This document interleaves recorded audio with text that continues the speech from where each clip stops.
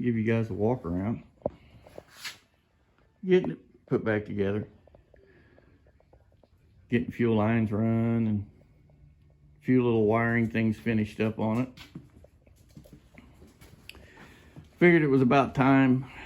Me and the youngest boy figured it about time the truck got a little love. So we threw a paint job on it.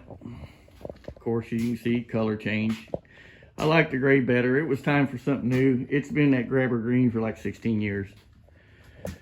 Putting all the stock dash in it. I got some stock door panels from Coverlay, same place I got that dash cap from. It's gonna get new seats, new gauges. We've rewired the truck front to back.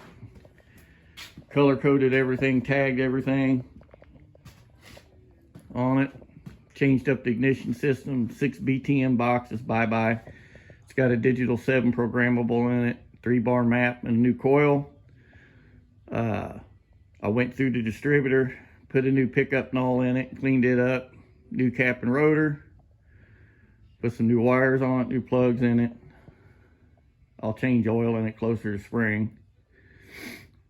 So, got rid of the blue boots, made new charge pipes for it, still using couplers on it just for vibration purposes.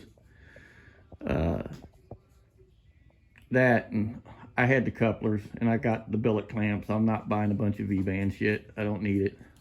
That works just fine. Painted, cleared the core support. Thinking about putting the windshield wipers back on it. Because it's a street truck. It's licensed, insured. All the lights work. Turn signals, brake lights, marker lights, everything. I drive it on the street. I have for years. So they don't say nothing about the exhaust not being past the passenger compartment. And honestly, up here, I really don't think in Kansas there's much said about that anyway. So as far as state goes, I know here where I live, they don't bother me about it. There's lots of hot rods that are out on nice days cruising that got fender exit exhaust or zoomies or open headers. They don't say nothing. You know, it's not like you're doing it daily at 5 a.m. or 6 a.m. in the morning going to work. Well, some people do. I took the grandson to school in it at 8 o'clock in the morning. And he was already asking about it. Once it gets warm, Papa will take him to school in it. I said, yep, we can do that. So, I don't know how they'll feel about me coming on base with this, but we'll just have him stay with us that night. Tell the daughter he can stay with Mama and Papa and take him to school. Hood sitting over here. I'm working on something to trim that hole out. I'm gonna try to do it with carbon fiber. So, and then new door panels shouldn't be an issue. They don't have that door pocket on the bottom of them no more. So, or these don't from Coverlay. You know, they got the armrest and then the door, the handle to pull the door shut, but they don't have that big pocket down low on the front of the door panel like the factory ones do. Because it hits my damn bars for the cage and those won't work. Something else I'm considering, since all of my stuff is chrome, door handles, mirrors, and bumper and grill, and it's all fairly new, it'll go on it for now. But I think I'm gonna get it all in black and either paint it, because that stuff always fades. Paint it and clear it to match the truck and color match it to the truck. I'm gonna color match the charge pipes and the merge pipe to the truck, just like I did the hat. I'll scuff it all down with Scotch-Brite real good, etch prime it, hit it with some sealer, and then base it and clear it. So, and then at some point I'll get the bed cover put on it, which it's aluminum, and I may end up paint matching it to the truck. And then I'm gonna build an air box around the radiator that comes straight up like a rectangle to the bed cover and put like some expanded or something across there to let the air out that way. Because I don't want to cut a bunch of holes in the bed. This bed is rust and dent free. I'm not going to go whacking on it too much. I already cut a hole in it to make the radiator go in there. I don't want to cut on it anymore. So you can see we got it painted all down in between the bed and the cab. Just had to adjust the gun right and use it and be patient. So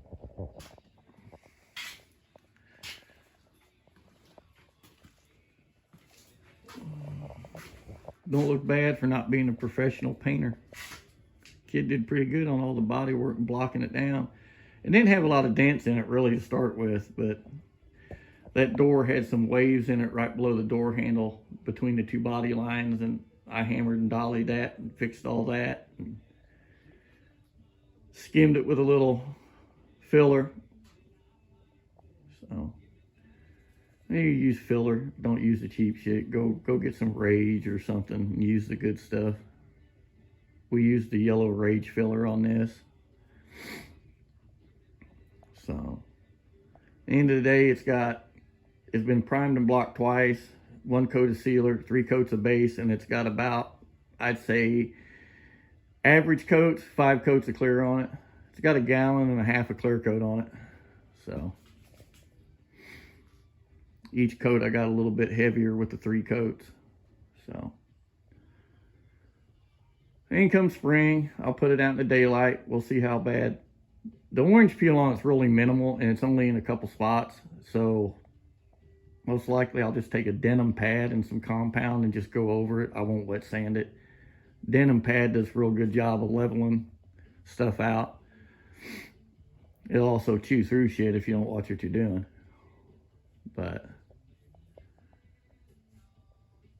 I've done a lot more color sanding, and buffing in my day than I've ever done painting. So, and I used the guns I used to paint this with are 2 forged Euro Pro Astro guns. So if you want a really good gun that paints real well for about $100, those Astro Euro Pros, really nice guns for $100. So I based it with a 1.5 fluid tip and cleared it with a 1.3. But there you be. So waiting on my mother-in-law to get up. We got her dog passed, and we got to take it over to the she wants to go get it cremated, and you know, your dogs are your buddies and stuff, so I can understand that. So we're gonna go do that here in a minute, but I thought I'd come out here and let you see the truck. And it's going back together slowly but surely. The boys' truck's about ready to start. All we got to do is throw a flex fuel sensor on it and drain the oil that's in it out, reprime it with some fresh oil, because that oil was just put in it while it was setting, and just do it once over and fire it off. Of course, after we get it warmed up in here a little bit, because it's on E2. I don't want to try to start a new motor when it's 30 degrees or 25 degrees out. We'll get the garage all warmed up and get it warmed up real good before we do that. I wanted to come out and put a ratchet on the crank and turn this over by hand so the valve springs aren't set and compressed in one, position all the time through the winter. I come out about once a week and turn it over by hand. So, but I think it looks good in gray. Like I said, it's been green for 17 years, 16, 17 years. I painted it green in 08, late 07, early 08, yeah. Then I added the gray to it like 2015 on the top, so. But no more rattle can paint job. It's actually painted right this time. So we did the jams and everything, cleared them.